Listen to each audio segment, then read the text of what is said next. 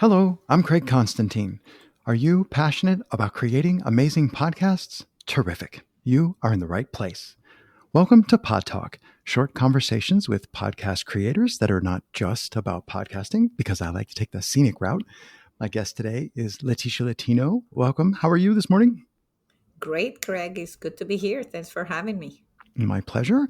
We know each other indirectly, although I always like to discuss the dots that got connected to lead me to people, but we know each other indirectly from the Akimbo podcasting course. And you've done a ton. Congratulations. Podcasting is lonely, hard work. You've done a ton, 250 that are published. I know you have more that are lined up in the can. It's like clearly somebody who has it processified. I love when I see people loving their work.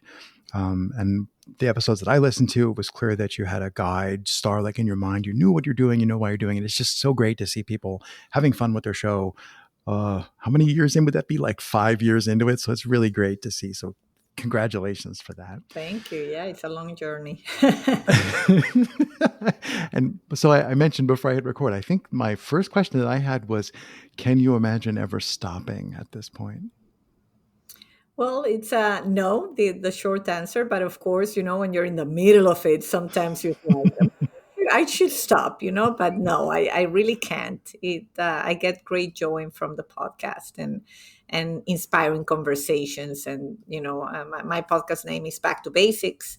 And sometimes I feel a little bit selfish because at the end of the taping, I'm like, do I do this for me or for the audience? Because I feel so filled. Mm. My day just goes better after even this conversation. I'm gonna we're gonna finish, and I said this was great. Just I love connecting with people and listening to their journeys. I agree 100%. I often imagine that what I'm trying to do is make the best, I'm going to jinx it, make the best experience for you. And then that's because that's what I would do if I was having a conversation with someone in person.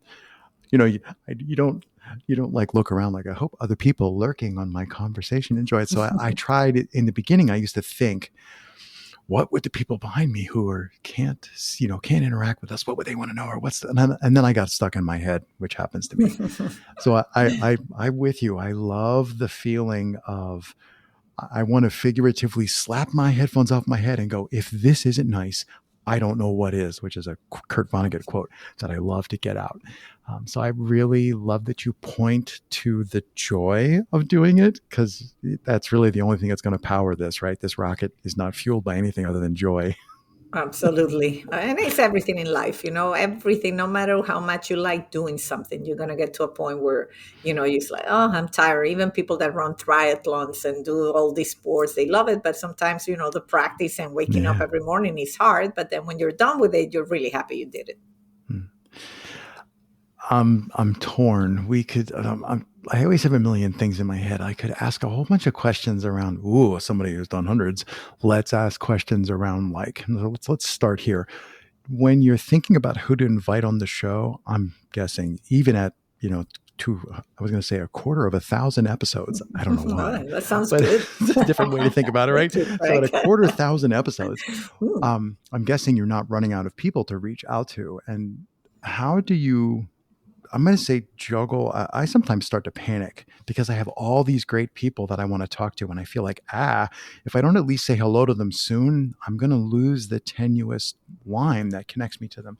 So maybe how do you balance reaching out to people, because that takes time and effort, and you also don't want to go too fast because you don't want to publish too many episodes and that people can't listen to them. So how do you balance that tension of, I always say, an embarrassment of riches, so many people to talk to, against you really want to kind of try and keep it under control? Yeah, that's a great question. Well, I think that one thing that has helped me is that I decided I want to publish once a week. So, that already tells me I need to have 4 guests a month. And that's good because then I know how many I'm shooting for. Hmm. And at the beginning, a fun fact for any podcasters out there that sometimes fear that they're not going to have guests. I did a few solo episodes and that really did very well, believe it or not. And people say you should do more of those. And I say, well, the backstory is I didn't have any guests, so I'm like, and I Oh still no, wanted, it's Tuesday and I have to push yeah. publish. Ooh. And I don't want, and and I'm a go getter. I don't want to not publish. So I was always Yeah. very strict about I must publish every week. And so I started doing solo episodes. So when you see those, is because I really didn't have any guests lined up.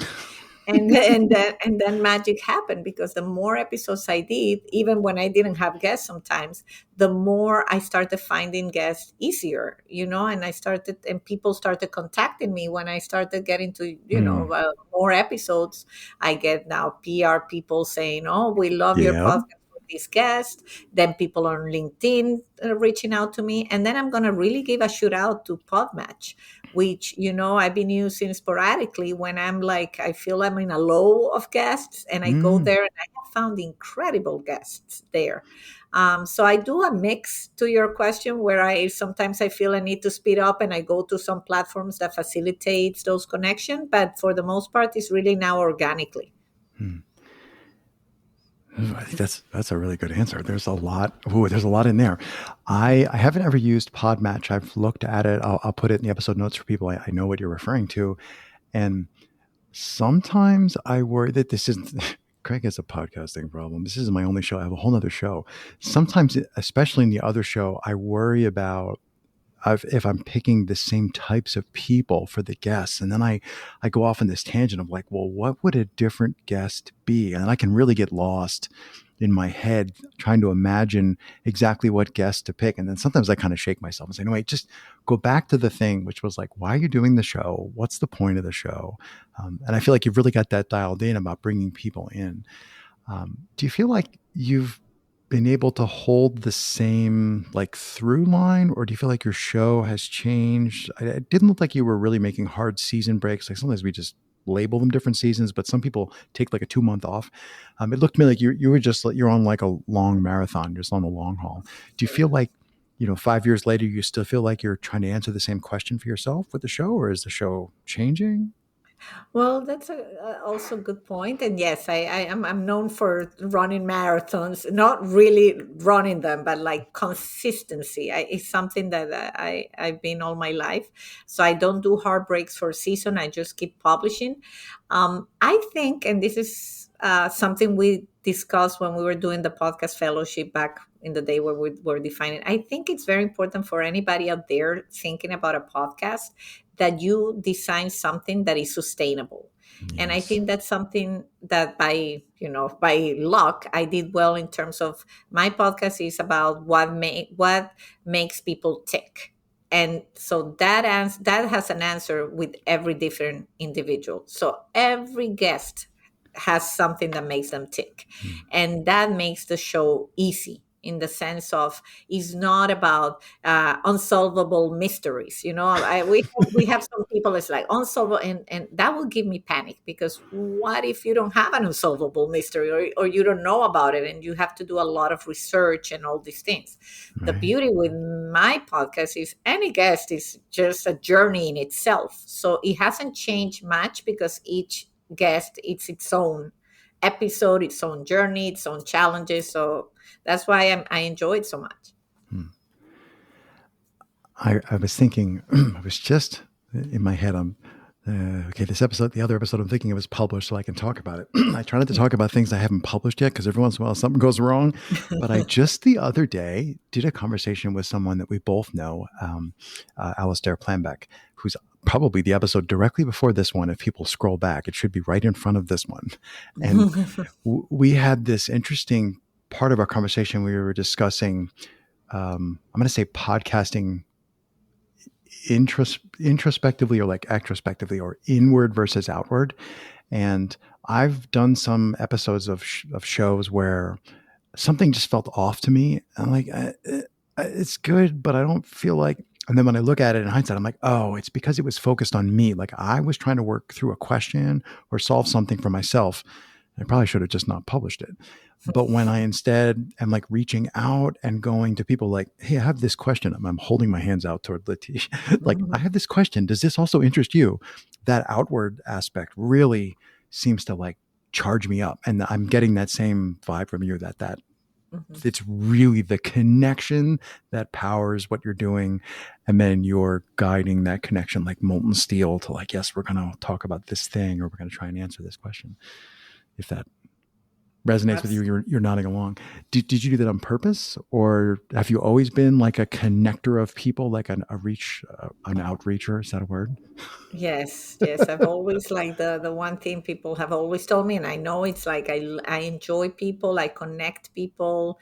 My friends, even from high school and elementary school, when I go back home, they say we only see you when we are here because I'm the one planning, Mm, making everybody see each other. I've always been that person. They wait for. Sometimes I get upset. I'm like, don't wait for me to plan. You get on that point where I also want somebody else to plan it, but yeah, but the truth is I enjoy connecting people, and yeah, it's always it's been a superpower. When people define, think about what your superpowers here, yeah, that probably people would say that's one of my superpowers. So I enjoy using it for the greater good, because to your point, there's been episodes where maybe that haven't resonated with me.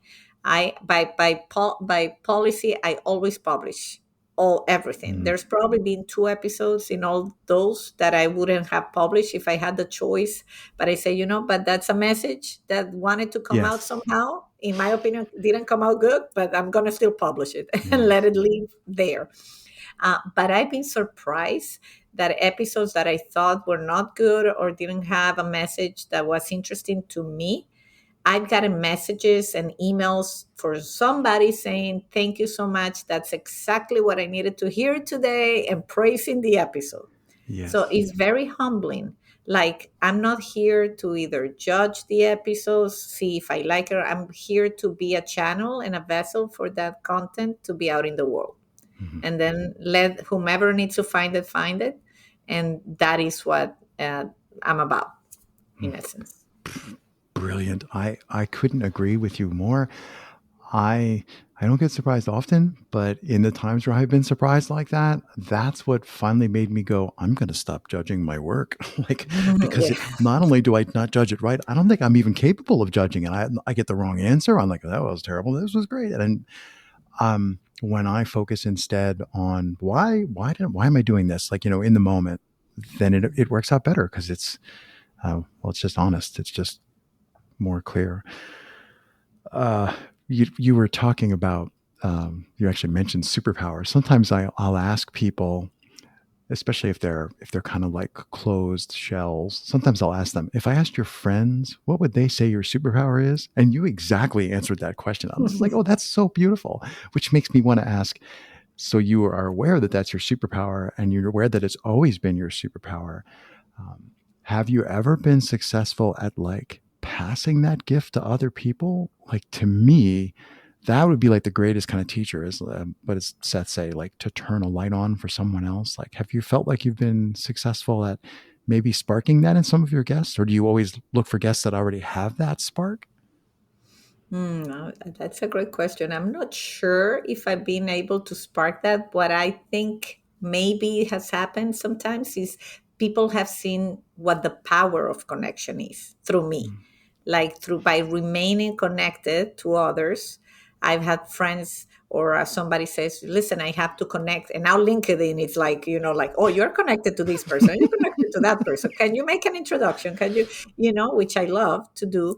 But I think this is where some people that's not in their nature have seen like, wow, I need to maybe work a little harder at staying connected, mm, because at the end of the day, I am a believer that magic happens when you know what's going on around you.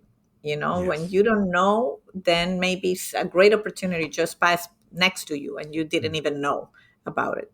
And so I try to instill that, of course, in my kids, the power of a good connection, and also the power of networking with heart, never from a place of selfishness. Because right. I know when people approach me out of a personal interest or something, I might still help them, but I don't like it, because it's like, I've been here for 30 years, you never connected with me until now.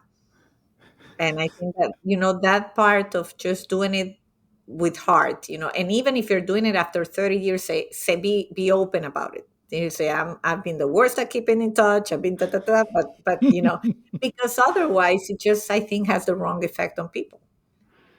it's it's always challenging to me to do the guest outreach. So I don't love doing it. I don't mind it anymore because I've just done it so much.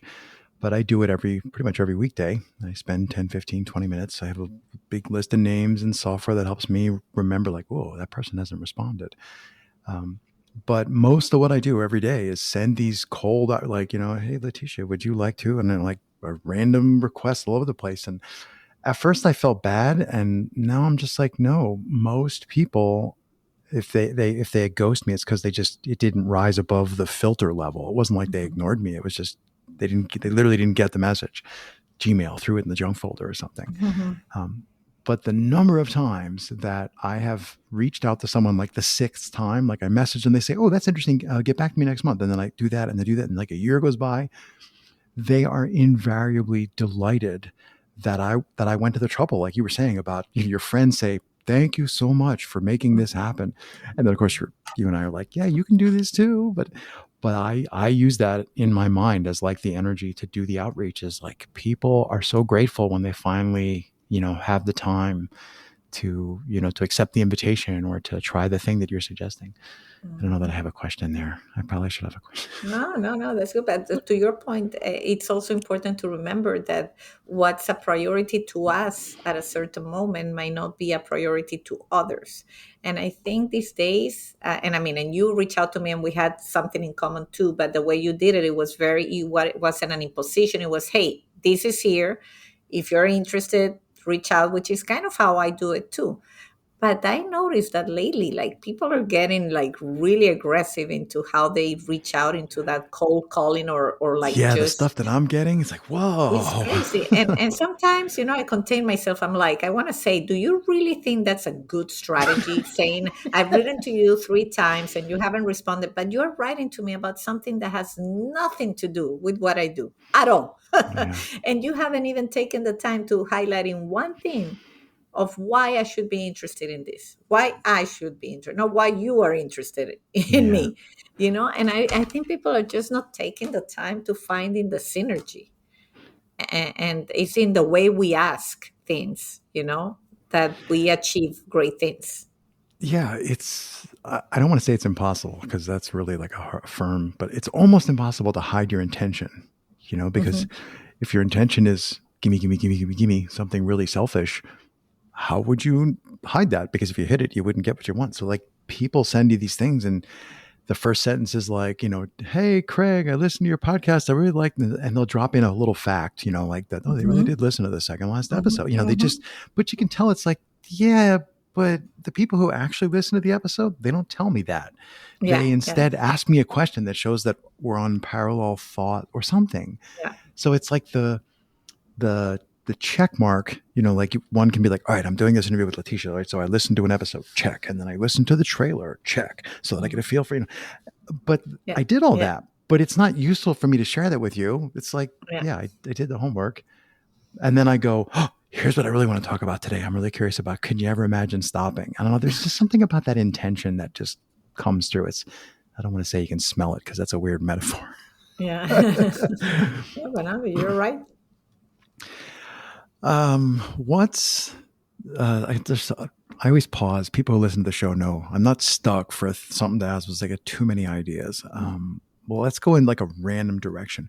Um, First of all, I know you've also written a book or multiple books. I didn't do a lot of digging into the books, but Oh, that's I fine. would I like you to. co-author a book. Yeah, so I'd also like I want you to tell me about the title of the book and put the book information in here because I think if people are really resonating with the way that you're thinking and the way your show works, I think they'd want to read that too. So tell me about the book while we're here. Okay, well, the book is really a co-authorship with other women CEOs in male-dominated industries. So I'm in telecommunications, very male-dominated. So we co-author this book. We each have a chapter, so it's not the whole book that I wrote, and it's called "Women in Business Leading the Way." And it's really about the each of us personal experiences in dealing with being in a male-dominated industry. And I brought that up because you're the people listening to this show are probably already running their own podcasts. So we all forget how I was going to say how weird we are, because it takes a lot of leadership to do the thing. There's nobody that tells me or tells you, this is what you should do next. This is who should be on the show next. So there's a lot of leadership happening in there. And I kind of wanted to just point to people like, this isn't the only leadership thing that you're doing. There's other things that you do too, even though we're just nerding out over podcasting. Anything else top of mind for you that you want to talk about before I continue? Because otherwise I'll just jabber for the whole. No, I just, well, on the book side, yeah, and leadership, it's something that I always want to make sure that people know that I'm very vocal about diversity and inclusion, but I'm not a feminist whatsoever. Like, I'm very old fashioned. I come from a Sicilian family. I love to cook for my family, that kind of stuff. So I always say I'm an equalitarian. I push for everybody should have equal opportunity.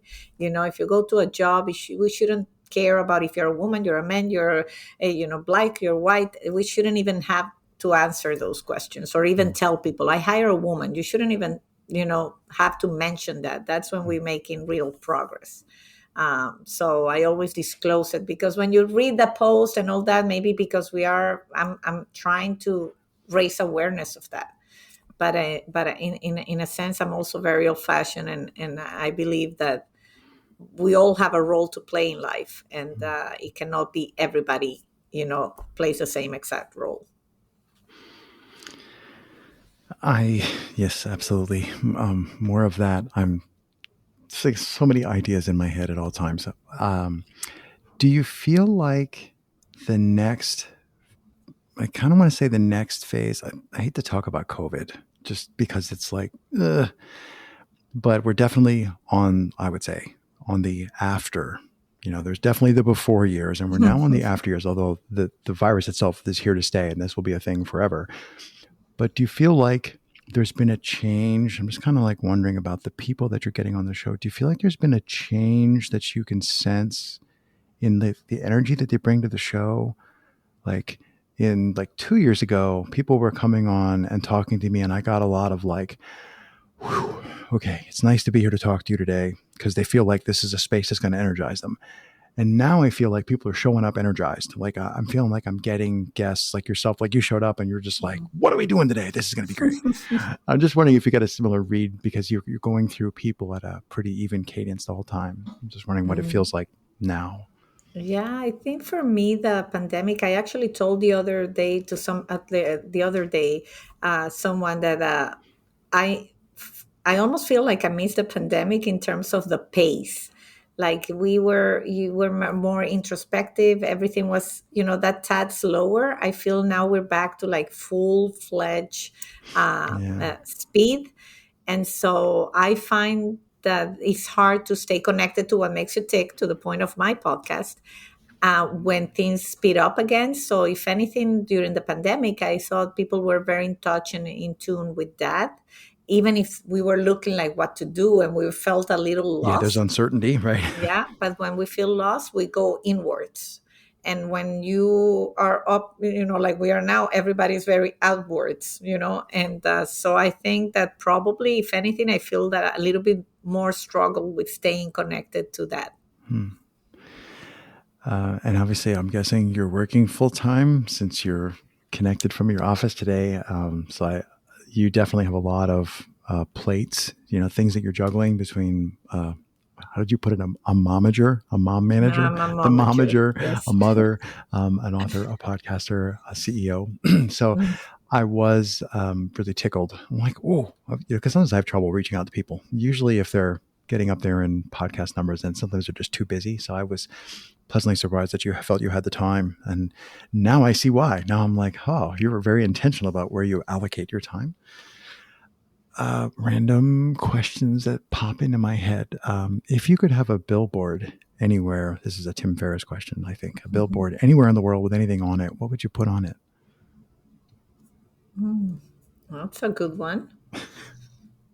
Probably the title of, not because of promotion to my podcast, but because I really have seen that thinking about what makes us tick, it's a powerful statement. It's a Hmm. powerful thing. And, and it just, you can tell people when you ask them the question, there's not that many things I mean, I don't know how many times I've heard nature. I mean, there I can feel it in my hand. Probably Hmm. there's five questions. It's family, nature, doing something I love, whatever hobby, one of the hobbies, praying or God or spirituality. It's really a handful. And yet a lot of people don't take the time to do any of those things. So if you know something, maybe it would be a billboard to promote that, like when was the Hmm. last time you reconnected to what makes you tick, or to make you think about that. Do you feel like so way back, like 15 minutes ago, you mentioned the solo episodes that you did, and how at the time you were. I mean, I know, jokingly you were like, I had nothing else to publish, but at the time you were like, I'm not so sure about these things, but you published them anyway, for your process. Now, when you look back, do you feel like maybe you need to look inward more and do more of those shows, or do you feel like I would say the fidelity of what you're doing is really clear? Like, every episode, with a few exceptions, that every episode is, what you're going to get when you press play. You're going to get two people, and the this is the journey we're on, the listener and Leticia. But do you feel like maybe you need to spend more time introspectively, since you were just pointing out how important that is, or do you have other places you do that?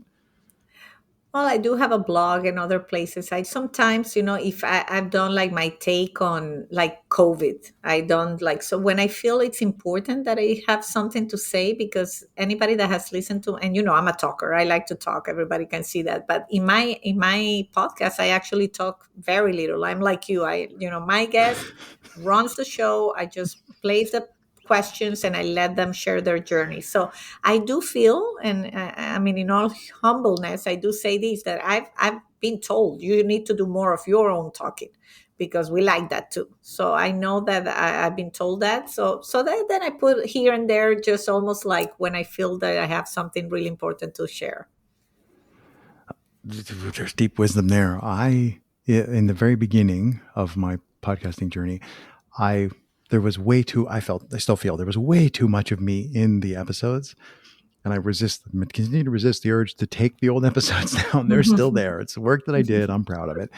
Um, but then I once went to the trouble of taking some of my audio files and dumping them into a transcript service that would give me the percentage of how much people were talking. And I realized that there's actually like a particular number where I felt like that felt pretty good. I feel like there was enough of me there that I told one or two anecdotes.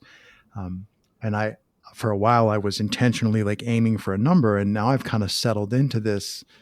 I kind of feel like I know what's enough of me to share, so that if people are like listening along 100, 120, whatever, 140, they're not sick of hearing me yet. But I saw in myself like a swerve to like not be there at all. I didn't literally edit myself out, but it was just sort of like, so my question is, what's your favorite cheese?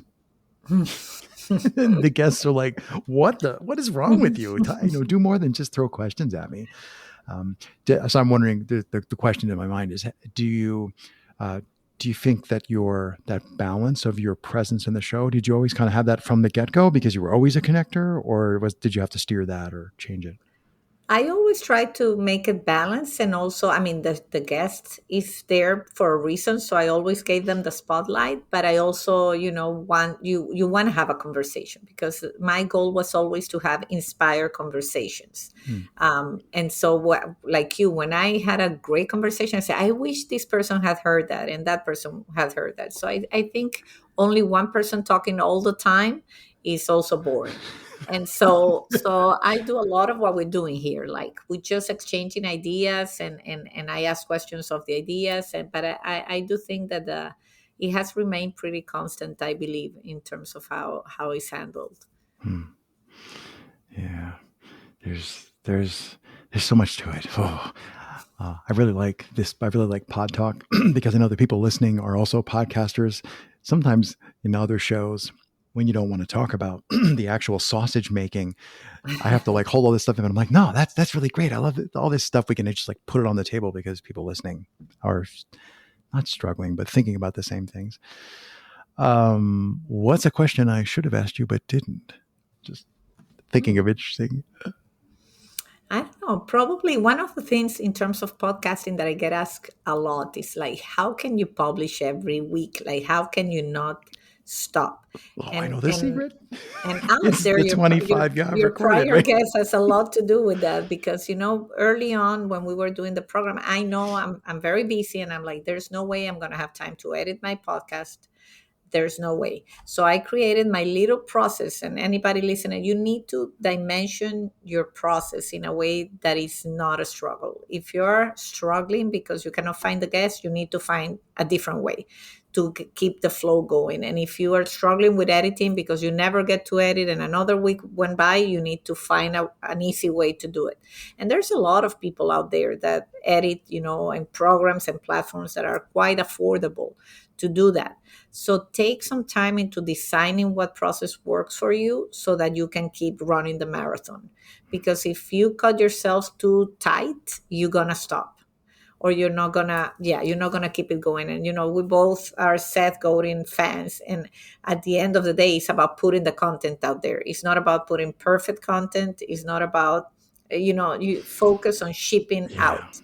And shipping out, that was the one thing that I've learned from Seth Godin, that is ship out, ship out. So that's why I'm very like every Thursday. And so I designed, I tape my episode. It's like a conversation like this. So yes, I'm a CEO, but I can carve out an hour of my time every week or every 2 weeks. It's easy. It's a conversation. I upload it on a server. My editor picks it up from there, edits, and then by the time I have to publish, I invest another 30 minutes, usually on Sundays, to upload the episode, and that's it. So it's very manageable. It's not as time consuming as people think. Yeah, the technology is so far along these days. Amazing. Um, yeah, I mean, I agree completely. That's process, process, process. I have checklists, and I'm still doing my own bare minimum editing. But yeah, I used to have that exact problem. I would record it, and then I'd be stuck with it for a week, and then I'd be like, wait, why, what am I doing? Like, what is it that I don't want to do? And then I was like, well, I don't want to do this part. Okay, I'm just going to remove that part.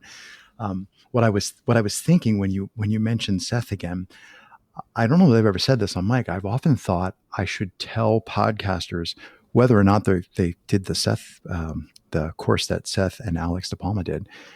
I've often thought I should tell them to read two books. You should read Seth's book, The Practice. The Dip is Mm. really good, but The Mhm. Practice is the one that has the Icarus deception and like the ship, Mhm. SHIP, people listening, Mhm. Yes. ship the work. And the other book is Austin Kleon's Show Your Work. Yes. And I think those two books, I didn't read them in the beginning, but I've read them in various places in my podcasting journey. And those are two books that I wish somebody had handed me like on day one and said, oh, you think you want to be a podcaster? Please read these two books while you're figuring out the tech. Because those are really distilled to this idea that you're rightfully pointing at about, yeah, you got to have a process and you're going to have to ship this stuff. And I know sometimes I get pushback from people, I'm at the point now where people randomly ask me, hey, tell me about podcasting. And I tell them, like, if you process, you got to figure this out. And then they push back because they feel like, oh, I want to be creative and I want to be free. I want to be artistic. And I'm like, yes, the process makes the space where you can do that. Painters don't just leave their painting supplies on the sidewalk and hope they're going to paint. They have an easel and they have whatever it is, they have their process. And that enables you to do the creative work. Now I'm preaching to the choir. No, it's great. It's good. It's all good stuff, Yeah. and creating critical mass. I think that's another important thing. Creating critical mass where you have enough podcast episodes out there. Forget if they're good, they're bad, whatever. But Yeah. that shows commitment, that skin in the game, that shows you're serious about it. Maybe you rediscover a different way of podcasting, but at least you put in the work. I think a lot of people think it happens just because, and it doesn't. I don't monetize my podcast at all. That has nothing to do with my job, which is another thing that a lot of people have asked me, like, why do you do it if it has nothing to do with what you do? Why do people paint? Why do people write? Yeah, it's a creative outlet. That Yes. shows through in your work. So I applaud that. Thank you for putting in the effort. Um, I had a conversation in my other show very early in my podcasting journey, very early in that other show, where this person said to me, he wanted everything to be grassroots. And we were talking about something else, but he wanted there to be like the shoes and the clothes and he wanted everything that was created around this thing we were discussing to be made by people who loved it, so that when the big kids showed up with the money and tried to take the thing, the space was all full of people who were passionate, the people who loved the thing. And every time I talk to people about podcasting, I just keep finding more people who are doing that. They're passionate, they're making the show. So even if I never hear another one of your episodes and nobody listening ever hears one, I still appreciate the fact that you put 250 plus great episodes out and people find those and search engines and transcripts. And you never know who that one episode that we put out there is going to touch. So, Yeah, and in the audience, I think the other good thought is that the audience is not always going to be the same audience. Like, I mean, I love opera. I don't listen to every single episode. I go and fetch what I need at the yeah. time. And so I think a lot of people get discouraged by seeing, sometimes the numbers and the statistics. And I don't look at them. I don't look at them because I look at the map of where it has been downloaded. And when I see it has been on every single continent, even if it's two people in Africa, I don't care, Mm. but it is in Africa, that it's already, encouraging and empowering for me, because I reach a place that I would have never dreamt about reaching. And that's enough for me, more than I have X amount of unique listeners, or so on. Yeah. Yeah, those degrees of separation when you find something that kind of jumps out of the lanes to others, like, whoa, that one's different, that one's special. Mhm. Terrific, as I often say. Um, any last? Let's see. We don't. Any last? I'm thinking, how can people get a hold of you if they want to find out more about you? So, tell me where your website is and how people could find more about you. Sure. Well, my website is www.leticia with a C Latino .com, LeticiaLatino.com, and my podcast name is Back to with the number two, Back to Basics, Reconnecting to the Essence of You, and it's in all streaming platforms, so you shouldn't have a problem finding it. Fine. Yeah. I will, of course, do my homework and put all the episode notes together. Leticia Latino, it was my distinct pleasure to get a chance to meet you. It was funny that somebody just said you should talk. And I'm like, I already have that one scheduled. So it's fun and it was serendipitous. So I thank you love so it. much for taking the time. Well, I'm a big believer in serendipity, so I'm happy this happened, and I thank you for also for the work you're doing, because it's very inspirational and that you're putting this out. And if I have to say a closing note, is you have the perfect podcasting voice in my view. If there was something I'm like, I want to talk like Craig, you have the perfect, soft, smooth voice that obviously I don't have. So I thank you for that. You're a pleasure to listen to. Well, thank you. I wouldn't normally say anything after you talk, but thank you so much for saying that. I always say thank you, Mom. Thank you, Dad, because there's nothing I did. That's just what I sound like. Um, There you go. but thank you so much. Thank Have a you. good day. Thank you. And it's great to be here. Bye bye.